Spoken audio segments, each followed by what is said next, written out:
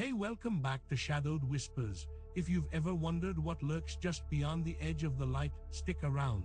Tonight, we're diving headfirst into a story that was sent to us by someone who still refuses to speak about it, except through trembling letters. A story about an old house, a forgotten diary, and a voice that didn't belong. This isn't fiction, this is real, and it's going to get under your skin. Picture this, it's late October, 1997. Cold cuts through the bones of everyone in Rutherford, a forgotten town nestled between jagged hills and thick, silent forests. Most folks avoid the old Crawford House. Stands like a rotten tooth on the outskirts, windows shattered, roof sagging, ivy choking every surface. Locals say it's haunted.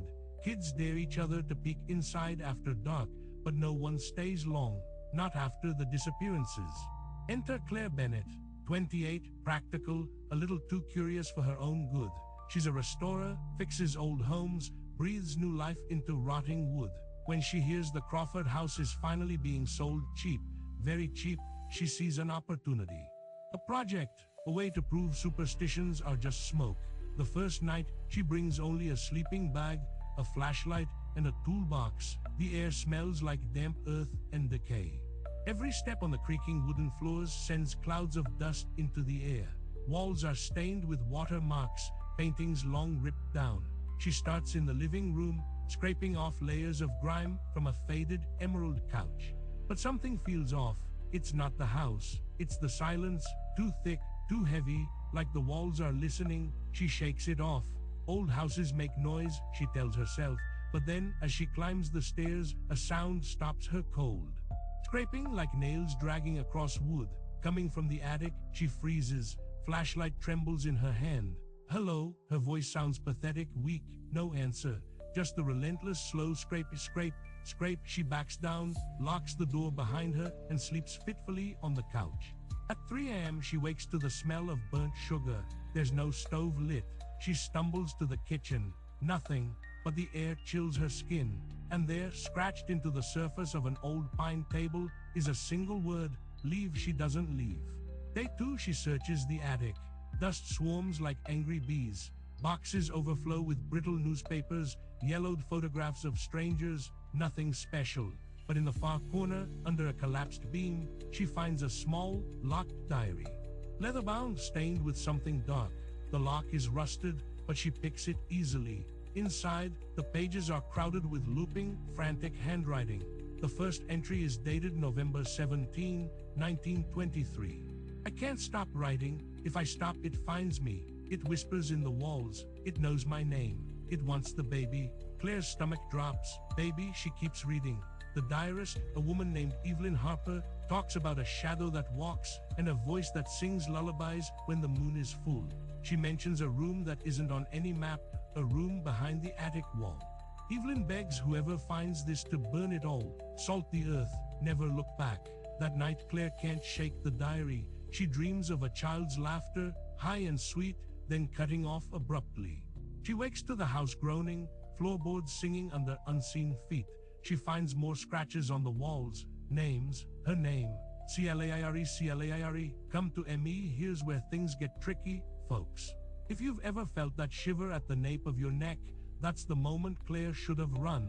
But she's a restoration expert. She thinks she can fix this. She brings in salt.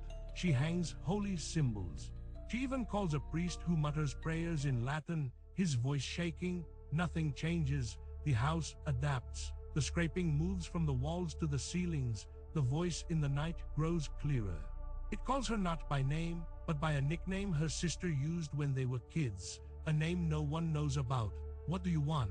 Claire screams one night, standing in the center of the empty living room, sweat cooling on her skin. The house answers, not with words, with cold. An arctic blast rushes through every crack, knocking her to the floor. And then a sound, breathing, heavy, wet, right behind her. She spins. Nothing, but the diary lies open on the floor. A new page has been scratched out, in jagged, urgent lines. It's not the house, it's the child, the one They hid, the one in the wall. Claire doesn't remember locking the attic door, but now it's sealed tight. And the attic, it's bigger inside than it should be. She finds a hidden staircase behind a water-damaged bookshelf. It leads down to a small, windowless room. The air reeks of mold and something sweet, like decayed fruit. In the center stands a single rocking chair, and strapped into it, nothing, just an impression, a hollow where a child should sit, but the chair rocks, back, forth, no child, just the relentless, rhythmic motion. Claire backs away, heart hammering. She grabs the diary, stuffs it into her bag, and bolts. She spends the night at a motel 10 miles away, staring at the ceiling, waiting for shadows to crawl under the door. But the house follows her. Not physically, in her mind. She hears the scraping again, this time in the walls of the motel. She sees fleeting shapes in the corner of her vision, and the voice, always the voice. Soft, sing-song, "Mammy's coming, sugar." Just wait, we need to pause here, folks. If you're getting chills just listening to this, imagine living it. This story isn't just scared, it's real. And if you think you've got a story that could make someone's blood run cold, hit that comment section below. Tell us, we'll read it, we'll share it, and who knows, maybe next week, your story will be the one keeping people awake. But Claire, she isn't done. Day 4. She returns at dawn, armed with a crowbar and a bottle of holy water. She's going to tear down that wall, find the child, destroy whatever's haunting the Crawford house. The hallway is different. The walls pulse like flesh. Paint peels in long, oily strips, revealing black decay underneath. The air clots in her throat. She reaches the attic. The hidden room behind the wall is now open, like it's been waiting. Inside, the rocking chair is still there, still empty, still moving. She swings the crowbar. Crack, the wall splinters. Dust billows, and then whispers, not from the house, from inside the wall. Hundreds of voices, layered, overlapping, desperate. "Let us out, feed us, you're next." The crowbar slips from her grasp. She stumbles back, trips, and falls into the hidden space. The floor gives way. She plunges into darkness, landing on a cold stone surface. When she opens her eyes, she's not in the attic. She's in the basement. A part of the house no one ever found. The walls are lined with small, rusted cages. Inside each cage, bones, children bones, and in the center of the room, a single crib. And in the crib, nothing. But the crib shakes, violently, shake, like something tiny is trying to kick its way out. Claire scrambles up, runs, trips over an unseen cord, and crashes to the floor. The diary flies from her bag, lands open. A fresh entry appears, written in shaking, jagged script. "You've let it out, now it's in you. It feeds on your fear. It grows with every scream. Run, or it will take your baby next." Folks, this is where the story gets deep. Because Claire did run. She fled that house at noon, drove straight to the sheriff's office, and spilled everything. But the sheriff, he just smirked. "That old place, just creaks and rats, miss. You hit your head." No one believes her. But here's the kicker. 3 weeks later, a fire gutted the Crawford house. Investigators found nothing unusual. No bones, no hidden rooms, just burnt wood and ash. Except, in the ashes, firefighters recovered a single, melted leather diary. The pages were unreadable, except for one. Crystal clear, stamped into the charred paper. "Claire's baby will be next." Claire vanished after that. No trace, just a missing persons report filed by her sister. Some say she's still out there, listening, waiting, because the house, or whatever lives in it, isn't done. And it knows names. So what do you think?